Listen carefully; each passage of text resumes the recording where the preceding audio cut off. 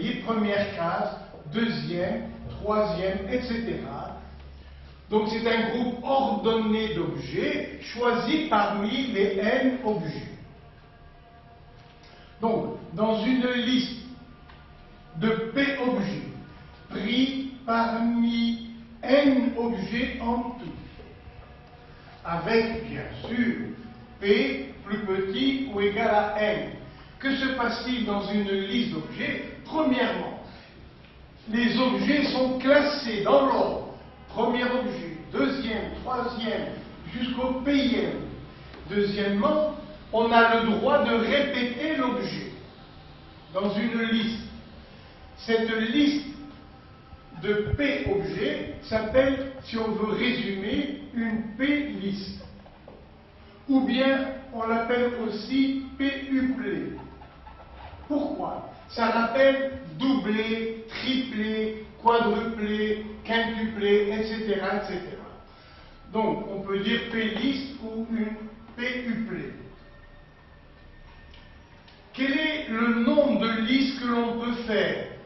Eh bien, dans la première case, nous avons un choix, vous voyez, d'un objet parmi n1. Dans la deuxième case, nous avons n2 choix, etc., jusqu'à ici, np choix. Quel est le nombre total de ces listes que l'on peut écrire? Eh bien, le nombre total sera égal au produit des choix que l'on peut faire dans chacune des cases, c'est-à-dire n1 fois n2 fois n3, etc., jusqu'à np. Voilà. Et, ça y est, une dernière fois, n'oubliez pas que dans une liste, on a le droit de répéter l'objet. Deuxièmement, arrangement. On appelle arrangement de P objets pris parmi n objets, eh bien, un groupe ordonné de ces P objets pris parmi les n objets, mais dans un ordre donné. Donc, encore une fois, il faut classer ces objets. Le premier, le deuxième, le troisième, jusqu'au Pème objet. Avec P plus petit ou égal à n.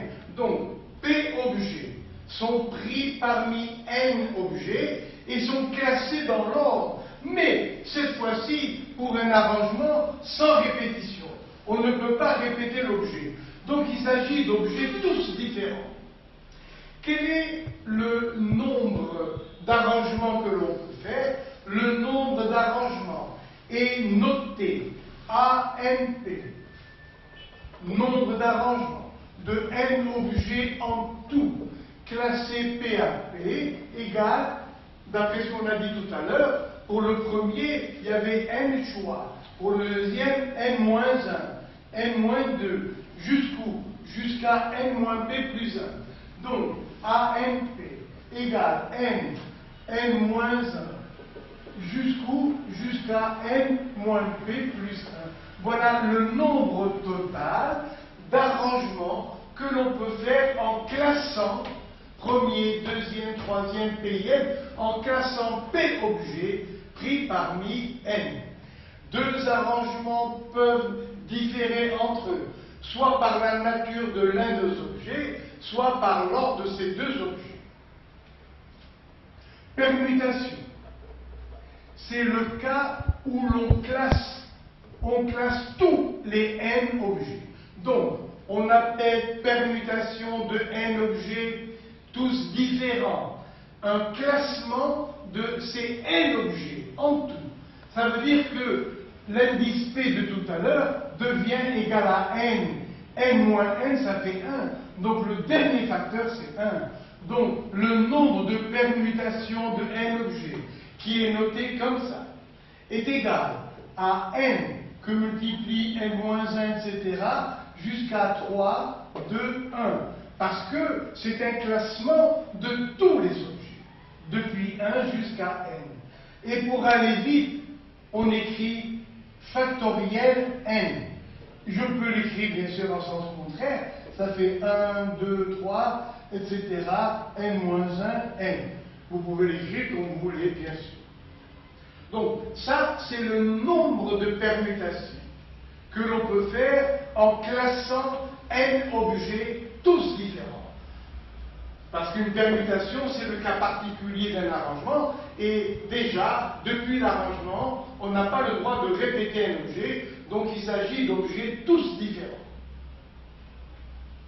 Et maintenant, j'arrive au paragraphe suivant, le quatrième, appelé combinaison.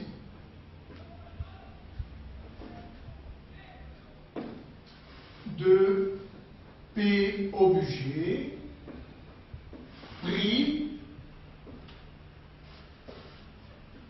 on dit dans tous les problèmes, ils sont pris simultanément, ensemble, simultanément, parmi n objets.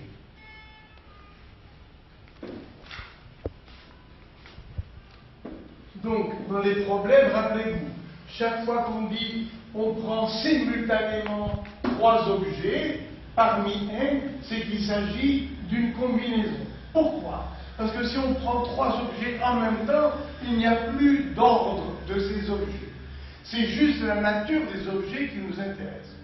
Alors, donc, une combinaison de P objets pris parmi n objets, eh bien, c'est un groupe, par exemple, B, M, R, un groupe de P objets pris parmi n objets, avec P plus petit ou égal à n, bien sûr, mais où l'ordre est indifférent. On ne tient pas compte de l'ordre des objets.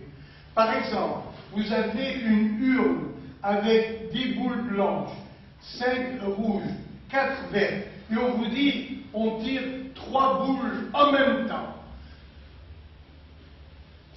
Quel est le nombre de fois où ces boules seront de différentes couleurs? Eh bien, voilà les 3 boules.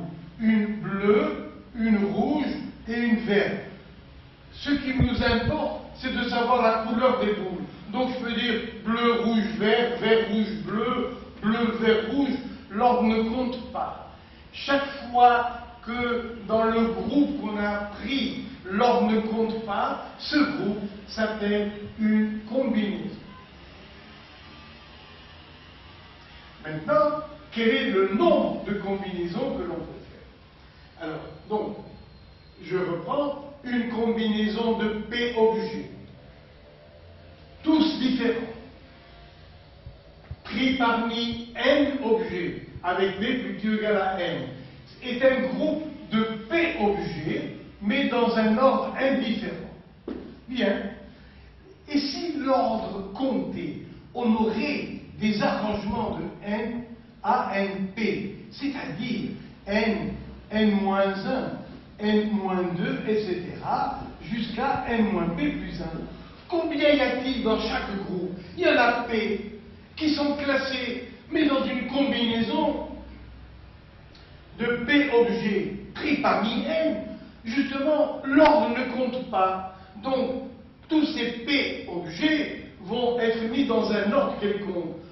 Et de combien de manières différentes pouvons-nous changer l'ordre de P objets? Eh bien, grâce à la permutation de P objets, qui, dans les combinaisons, ne nous intéresse pas.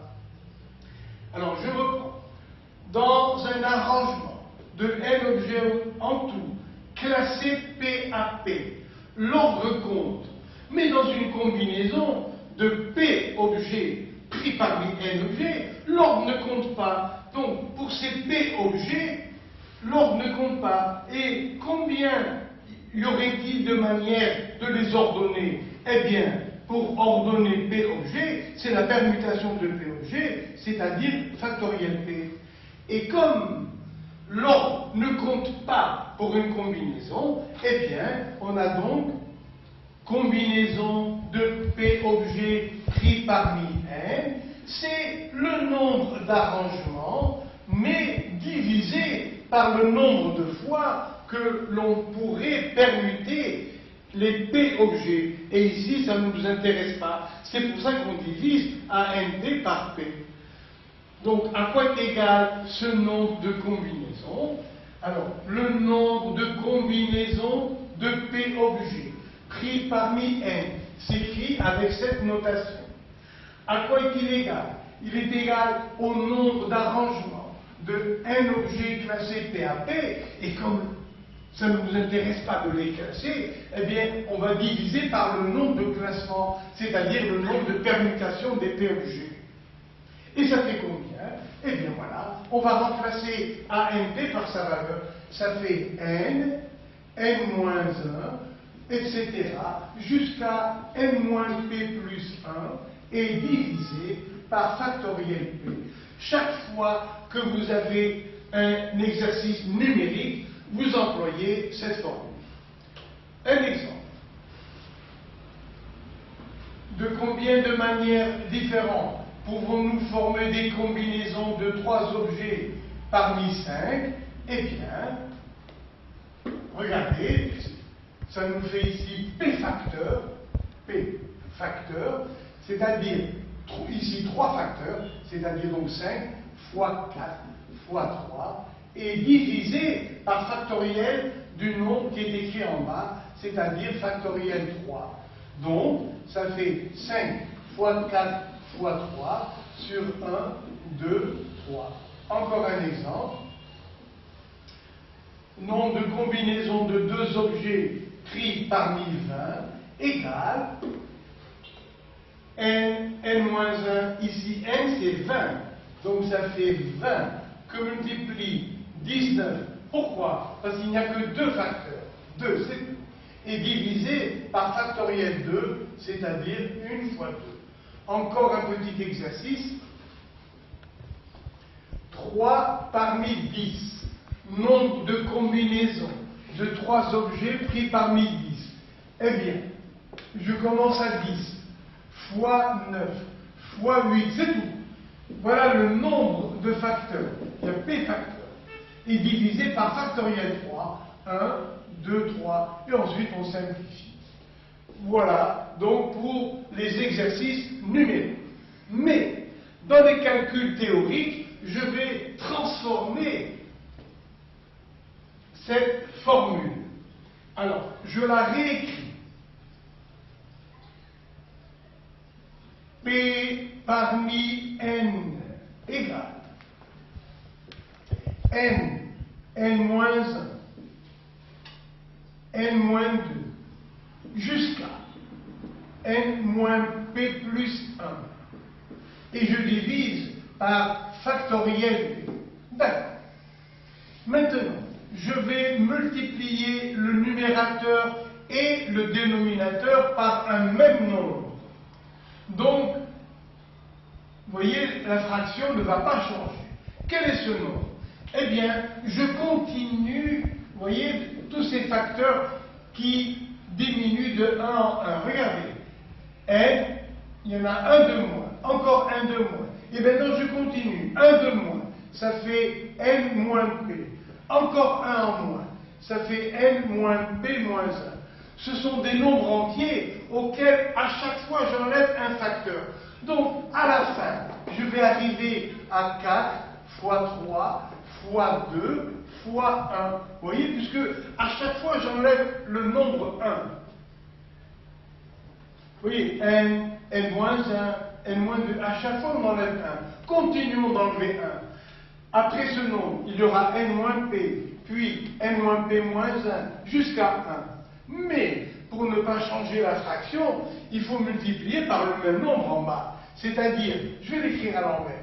1 fois 2 fois 3, jusqu'à N-P-1, jusqu'à N-P. Donc, finalement, à quoi est égale l'écriture du nombre de combinaisons de P objets pris parmi N? Eh bien, regardez si vous avez du souffle. Quel est le produit de tous les nombres entiers, depuis 1 jusqu'à N, qui se succèdent? Eh bien, c'est factoriel N. Regardez vous-même, 1 que multiplie 2, que multiplie 3 régulièrement, jusqu'à